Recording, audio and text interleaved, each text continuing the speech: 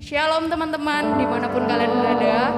Semoga kalian tetap dalam keadaan sehat, tetap bersuka cita, dan tetap dalam pengharapan Tuhan. Sebelum kita memulai ibadah kita pada hari ini, mari kita bersatu di dalam doa. Bapa yang baik, terima kasih buat setiap penyertaan-Mu, setiap kasih setiamu yang Kau nyatakan dalam kehidupan kami, pribadi lepas pribadi Tuhan. Sebentar kami mau mulai ibadah kami, mau meninggikan dan memuliakan nama-Mu Tuhan. Biarlah Kau berkati ibadah ini dari awal, pertengahan hingga akhirnya Tuhan. Kami serahkan ibadah ini ke dalam tangan-Mu, di dalam nama Tuhan Yesus Kristus yang hidup. Haleluya, amin.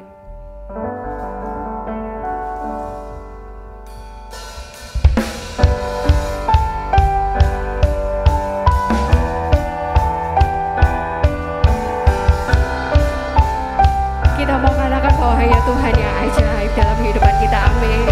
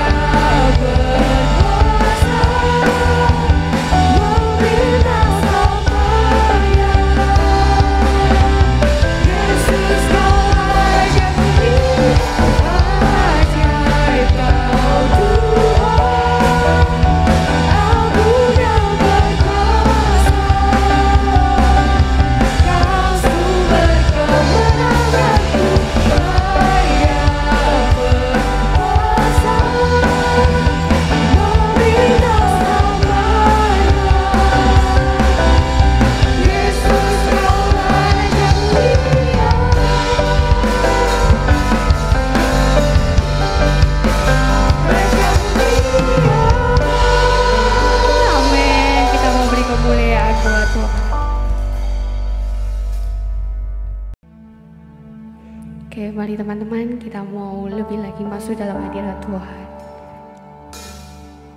Kita mau merenungkan kebaikan Tuhan. Amin. Percayalah bahwa Tuhan selalu menyertai kita dalam setiap keadaan apapun. Kami mau datang Tuhan, kami mau mencari wajah-Mu Yesus.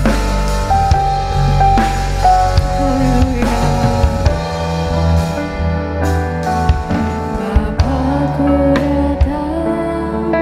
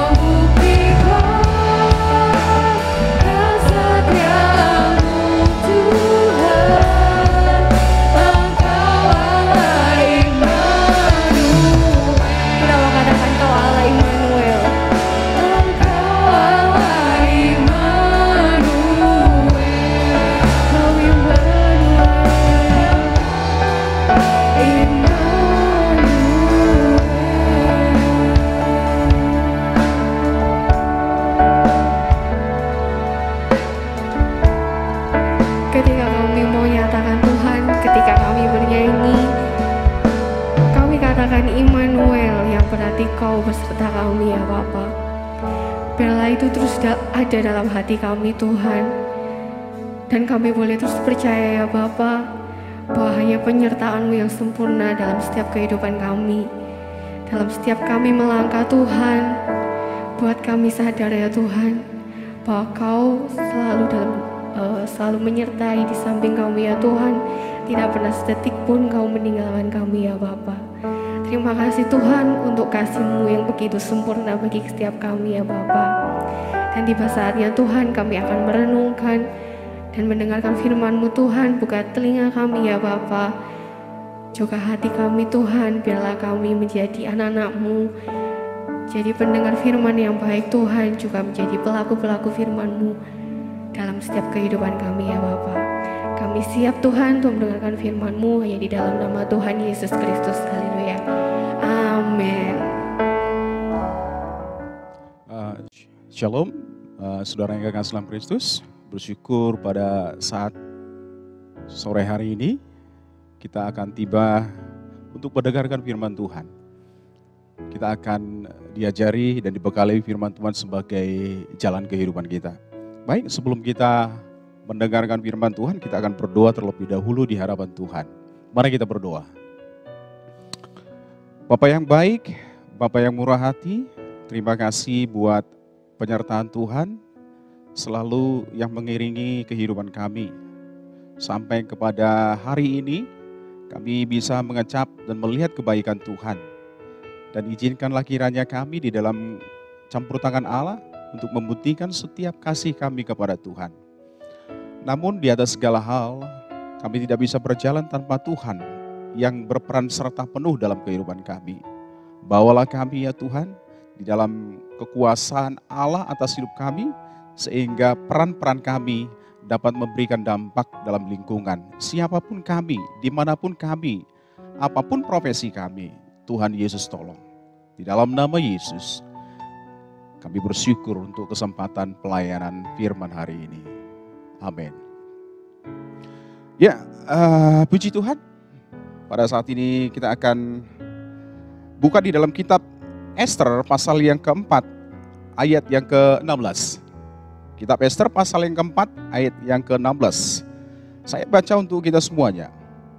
Pergilah, kumpulkanlah semua orang Yahudi yang terdapat di Susan, dan berpuasalah untuk aku. Janganlah makan dan janganlah minum 3 hari lamanya, baik waktu malam, baik waktu siang. Aku serta dayang-dayangku pun akan berpuasa demikian. Dan kemudian aku akan masuk menghadap raja, sungguh pun berlawanan dengan undang-undang. Kalau terpaksa aku mati, biarlah aku mati. Saya akan berbicara mengenai legasi Ester, ya. Nah, saudara yang kekasih dalam Kristus, suatu waktu setiap orang pasti mati. Namun yang membuat perbedaan di antara orang mati adalah kenangan orang hidup terhadap mereka berbeda-beda. Jikalau kita melihat pengalaman kehidupan manusia, rata-rata kenangan orang hidup terhadap orang mati itu tidak lebih sampai kepada hitungan bulan mungkin. Namun setelah itu akan sirna kenangan itu. Meskipun demikian, saudara yang kekasih dalam Kristus, itu bukan berarti bahwa tidak ada segelintir orang pun ya yang dikatakan memiliki kenangan yang awet di tengah-tengah masyarakat yang hidup. Ada. Meskipun mereka telah meninggal ribuan tahun lamanya, atau bahkan puluhan tahun, tetapi mereka masih awet dikenang. Dan justru merekalah yang disebut sebagai orang-orang yang berhasil dalam kehidupan. Kalau kita beralih kepada contoh-contoh kehidupan terdekat di tengah-tengah bangsa kita, Anda mengenal seorang tokoh bangsa yang bernama Gus Dur? Tentu bukan? Kenal ya? Nah, kalau kita melihat Gus Dur, dia telah meninggal selama tahunan. Ya. Namun kalau kita menemukan ternyata kenangan dia di dalam masyarakat itu awet. awet. Kalau kita melihat di dalam tahunan kita melihat di dalam pamflet selalu ada ditulis doakan Harlah itu, hari lahir Gus Dur, ya Harlah. Terus kita melihat ada satu kelompok yang memang sangat mengidolakan Gus Dur, ya. Meskipun dia telah meninggal sangat mengidolakan, dan mereka sangat menggemari Gus Dur, dan mereka berpegang pada prinsip-prinsip yang dipegang oleh Gus Dur. Di mana Gus Dur adalah seorang yang pluralis, ya. Dan orang-orang ini menganggap diri mereka sebagai Gus Durian. Itu orang-orang yang menghormati pemahaman daripada Gus Dur. Tidak lain juga ada satu perayaan, dan di perayaan ini adalah perayaan keagamaan. Oleh karena peran daripada Gus Dur, maka perayaan keagamaan ini dicanangkan dalam bangsa kita. Kalau tidak ada Gus Dur, maka perayaan keagamaan yang diyakini oleh orang Konghucu, maka perayaan keagamaan ini tidak akan berjalan setiap tahunnya. Tapi oleh karena peran Gus Dur, maka mereka terus mengingat Gus Dur setiap tahun. Mereka mendoakan Gus Dur dan mendoakan Gus Dur. Saudara yang kekasih dalam Kristus, yang menjadi pertanyaan bagi kita, mengapa demikian? Mengapa kenangan akan Gus Dur salah satunya segelintir orang-orang, meskipun mereka telah berlalu dari dunia kehidupan orang hidup selama tahunan, selama puluhan tahun, bahkan ribuan, tetapi kenangan akan mereka masih ada dan hidup di tengah-tengah orang hidup sampai saat ini.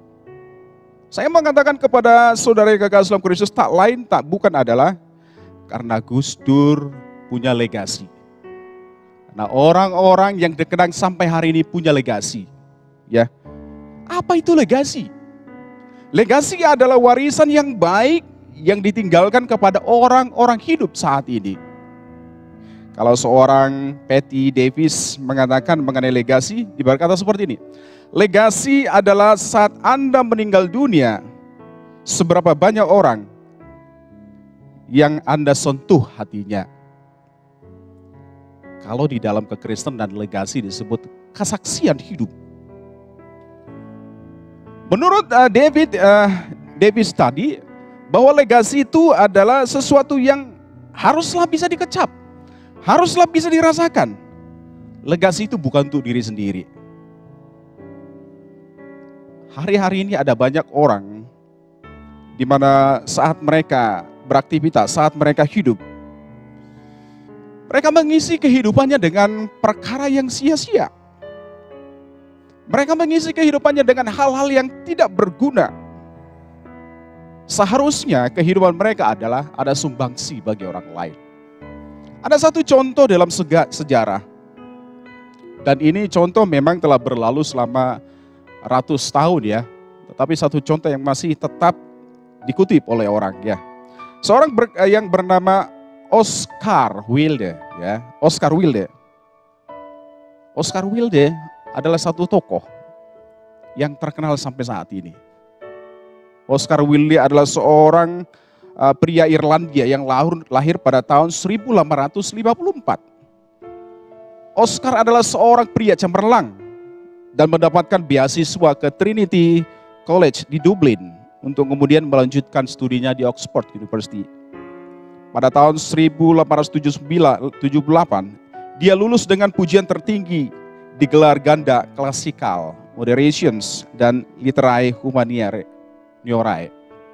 Ya, saudara yang kasih Kristus, Oscar Wilde dikatakan adalah seorang penulis Irlandia, ya, seorang penulis Irlandia dengan karya yang meliputi drama, puisi, cerpen, dongeng, ya, dan novel, esai.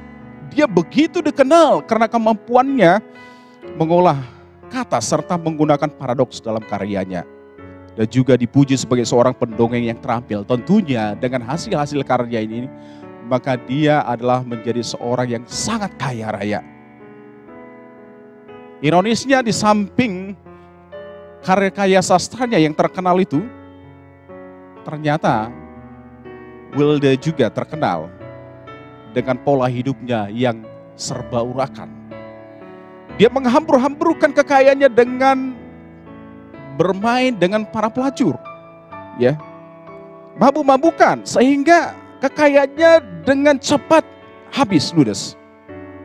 Bukan itu saja, perkara kehidupannya, dia ternyata Wilde ini adalah seorang yang kelainan seksual. Dia dikatakan adalah seorang homoseks. Dan karena dia berperilaku homoseks sampai terjerat pada satu kasus. Dan akhirnya dia dipenjara. Dan ujungnya saudara yang kasih dalam Kristus, dia berada di penjara dan semuanya terjun bebas. Sampai kepada sakit di penjara atau dalam keadaan sehat, keadaan kesehatannya turun drastis. Sehingga tidak lama setelah keluar dari penjara, akhirnya dia meninggal dalam keadaan orang yang tidak punya apa-apa. Meninggal dengan keadaan yang tidak bisa dibanggakan. Itu karena Oscar Wilde gagal. Dia hanya hidup untuk hidupnya. Dia tidak hidup untuk orang lain. Saudara yang kekasih dalam Kristus, tentunya kita semua tidak ingin sama seperti Oscar Wilde ini. Kita melihat Oscar Wilde gagal karena dia tidak punya legasi. Oscar Wilde gagal karena dia tidak punya kesaksian hidup. Saya mau mengatakan kepada kita semuanya, jangan pernah sama seperti Oscar Wilde. Bangunlah kesaksian hidup Anda. Bangunlah legasi hidup Anda. Pertanyaan bagi kita berikutnya adalah, dan dengan pertanyaan ini yang saya akan ungkapkan dari pengkajian daripada kitab Ester. Bagaimana membangun sebuah legasi? Bagaimana membangun sebuah apa yang dinamakan kesaksian hidup yang baik? Ketika kita membaca dari kitab Ester tadi, adalah kutipan yang menjadi inti daripada legasi Ester. Kalau kita lihat di dalam sejarah Ester, Ester dikatakan memiliki satu kesaksian hidup, satu legasi yang begitu baik. Bukan sekedar di perkataan, tetapi ada bukti sejarah bahwa dia memang punya legasi.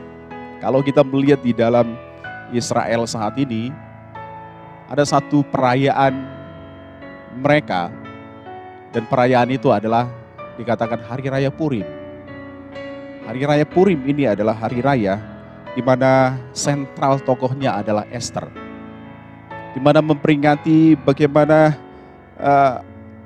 bangsa Israel, bangsa Yahudi, kalau sekarang dikatakan negara Israel, itu bisa eksis sekarang karena peristiwa tokoh sentralnya adalah Ester yang punya legasi di sana.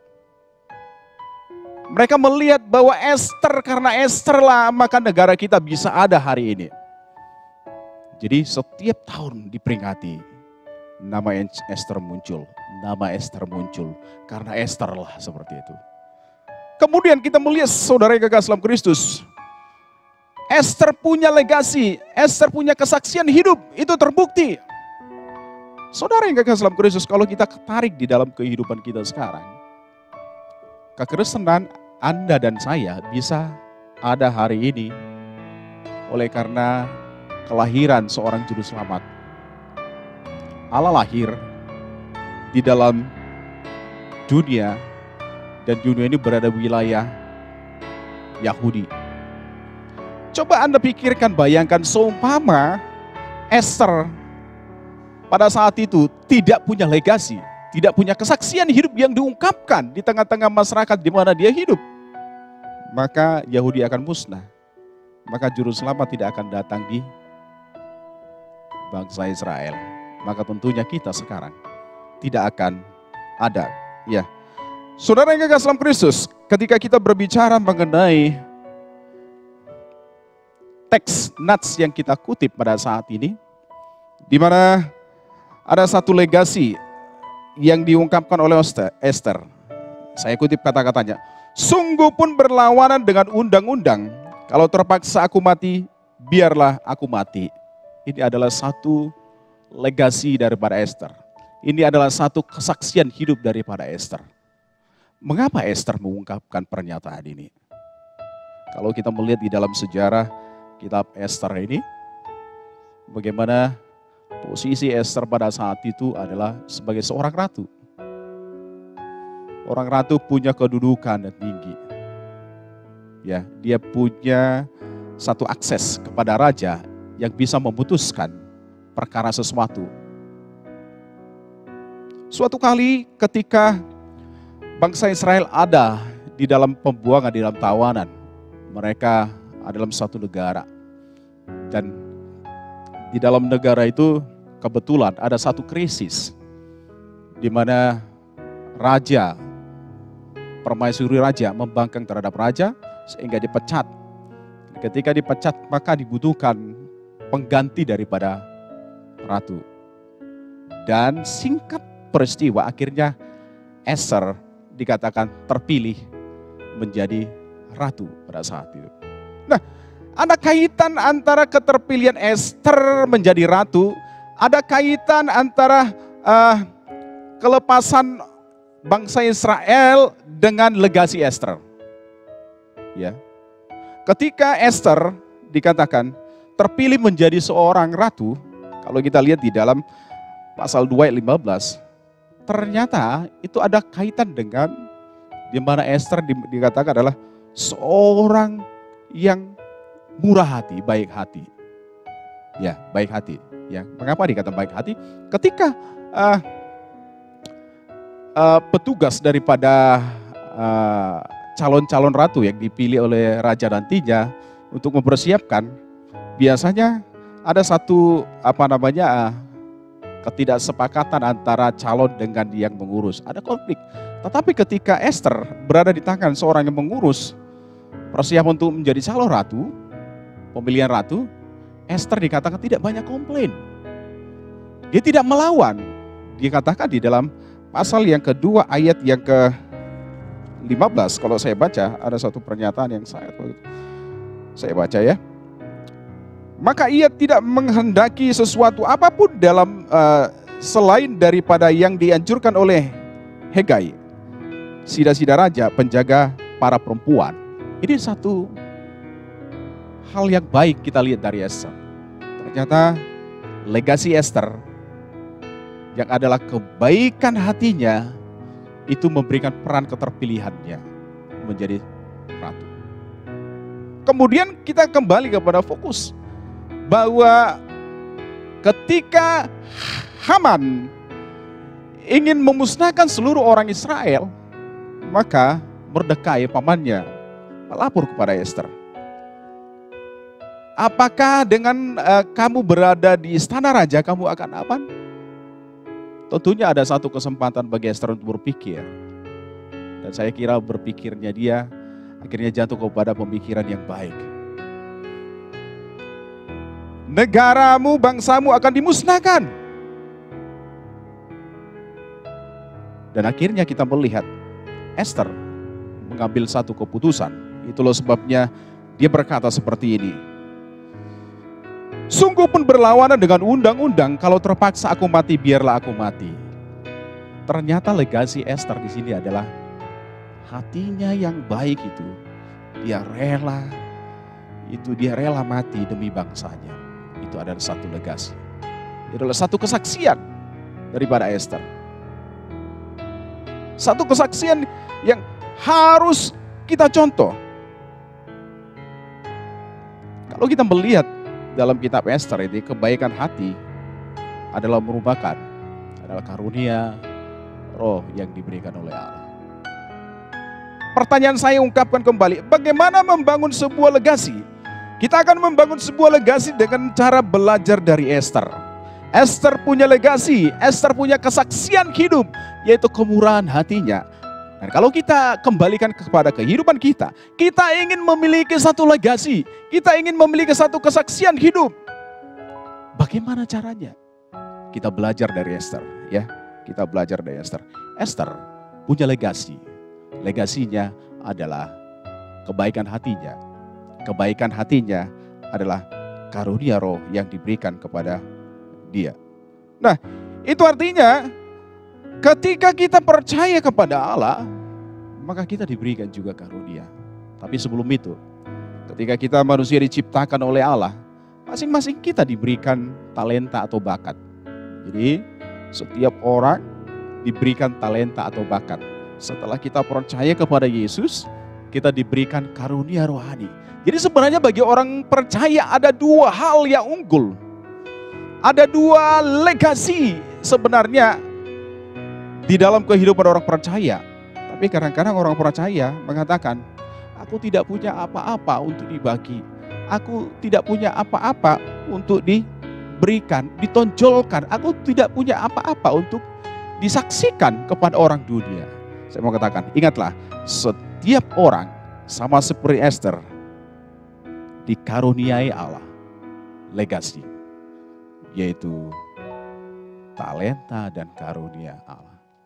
Oleh sebab itu saya mau katakan kepada saudara, jika kita ingin hidup kita itu berhasil, jika hidup kita menjadi berkat, maka kita harus punya legasi. Legasi itu ada dalam kehidupan Anda sekarang. Legasi itu diberikan Allah bukan satu, lebih dari satu kepada Anda, kita semuanya. Mengapa kita tidak memakainya? Mengapa kita tidak berpikir ulang, oh inilah legasi yang Allah berikan. Jadi sebenarnya siapapun Anda, apapun profesi Anda, sebagaimanapun Anda punya sesuatu untuk ditawarkan, diberikan kepada orang. Itu yang pertama. Yang kedua, saudara yang kekasih dalam Kristus, ketika kita berbicara mengenai Esther, maka sebenarnya Esther adalah satu pribadi di mana dia pribadi yang memiliki kehendak sendiri, ya.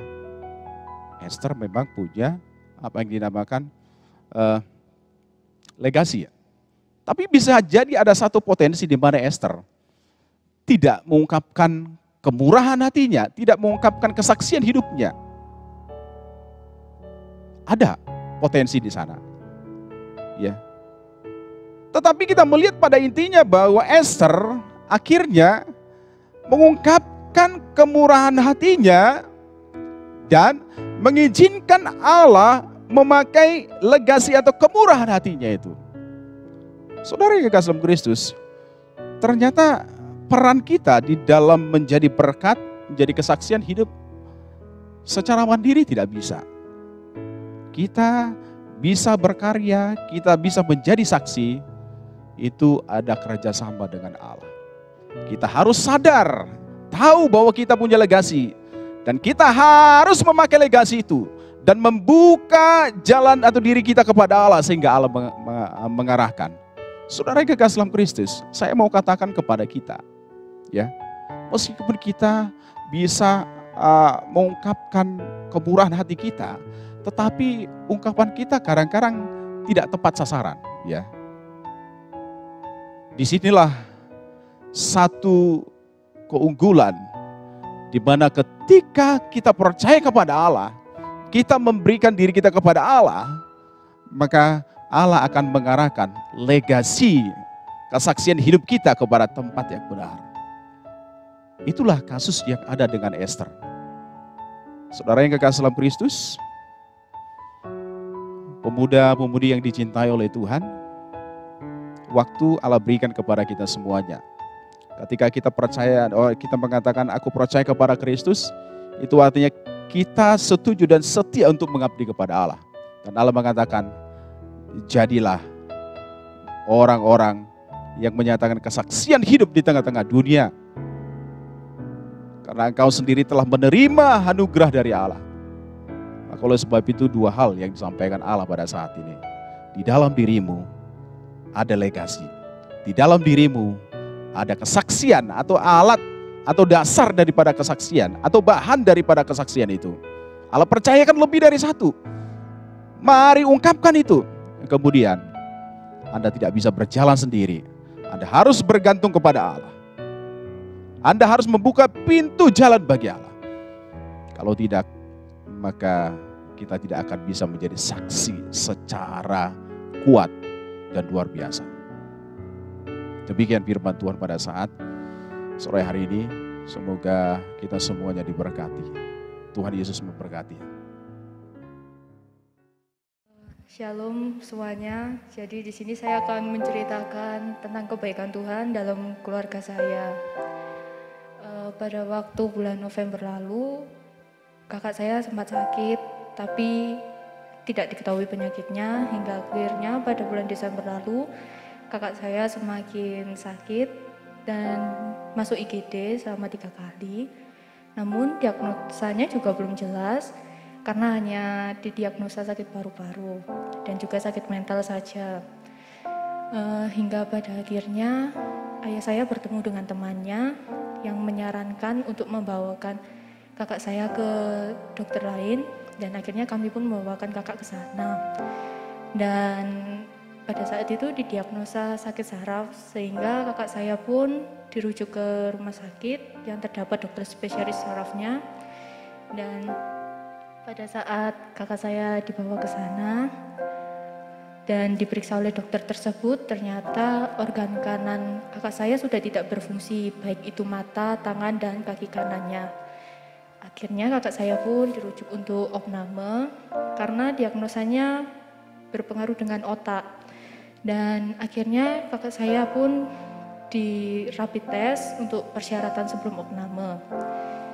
Dan setelah rapid test, kakak saya pun harus melalui CT scan kepala, dan itu hasilnya keluar baru 2 hari. Dan setelah itu kakak saya opname. Namun pada hari pertama dan kedua kakak saya opname, kakak saya masih bisa bergerak biasa. Namun pada hari ketiga, kakak saya semakin drop, dan hasil CT scan pun sudah keluar. Dan dokter menyatakan bahwa di otak kakak saya terdapat benjolan dan juga bercak. Dan dokter juga sempat angkat tangan karena ini kemungkinan tidak bisa sembuh. Namun kami pun tetap berusaha untuk merawat kakak. Dan hingga pada akhirnya pada hari kelima opname, kakak saya mau dirujuk ke rumah sakit umum. Namun ayah saya tidak menyetujui hal tersebut, dengan resiko BPJS pun dilepas. Akhirnya pada saat hari kelima pun BPJS sudah dilepas, tepatnya pada pukul 11 malam. Dan pada pukul 12 malamnya kakak saya semakin drop. Dan suster mengatakan bahwa ini kemungkinan ya kakak saya semakin drop, tidak bisa sembuh. Dan akhirnya kami pun berdoa untuk kakak saya, berdoa bersama. Dan setelah kami berdoa pada pukul 12.40, kakak saya pun akhirnya mengembuskan nafas terakhirnya. Dan dari semua kejadian tersebut, saya memperoleh banyak pembelajaran dari Tuhan.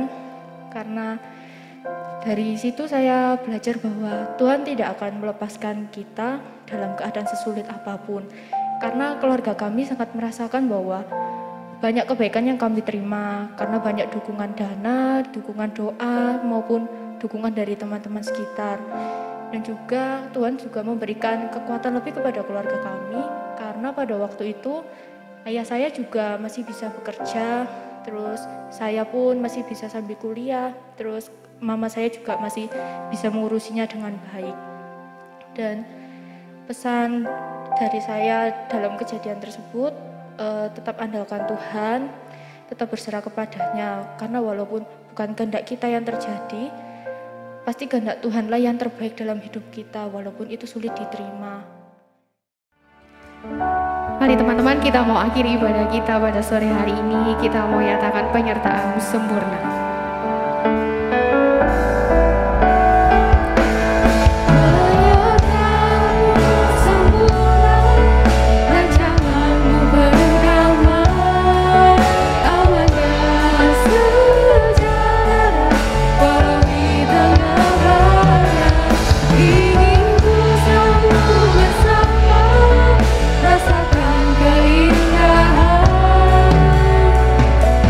Arti